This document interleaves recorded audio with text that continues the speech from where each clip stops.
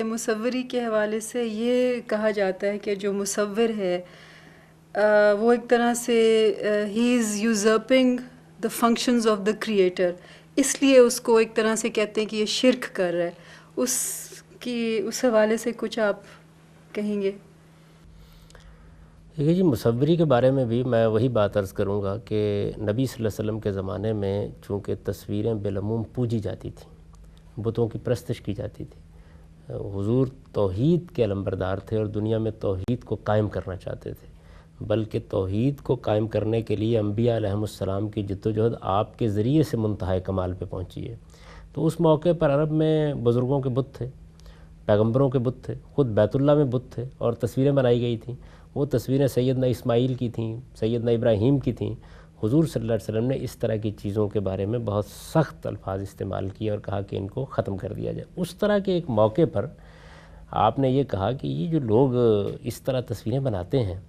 اور بت تراشتے ہیں اور اس کے بعد یہ خیال کرتے ہیں کہ یہ زندہ ہیں، یہ ہماری دعائیں سنتے ہیں، یہ ہمیں نفع پہنچاتے ہیں، یہ ہمیں نقصان پہنچاتے ہیں، تو یہ اللہ تعالیٰ قیامت کے دن جب اس طرح کے لوگ اٹھیں گے تو ان سے کہا جائے گا کہ ذرا پھر دوبارہ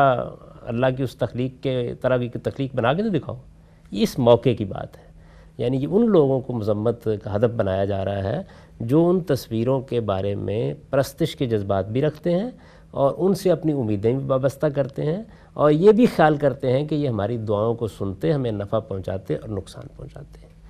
یہ بات ہے جس بات کو لوگوں نے یہ خیال کر لیا۔ اچھا، اگر وہ بات اسی طرح لے لی جائے جیسے لوگ لے رہے ہیں تو اس کا اگلا جملہ یہ ہے کہ یہ لوگ اللہ کی تخلیق کی مشابہت میں یہ تصویریں بناتے ہیں، یہ کوئی ذرہ تو بنا کے دکھائیں۔ تو سوال یہ ہے کہ اگر یہ ہے تو پھر تو پہاڑ کی تصویر بھی منع ہونی چاہیے، درخت کی بھی منع ہونی چاہیے،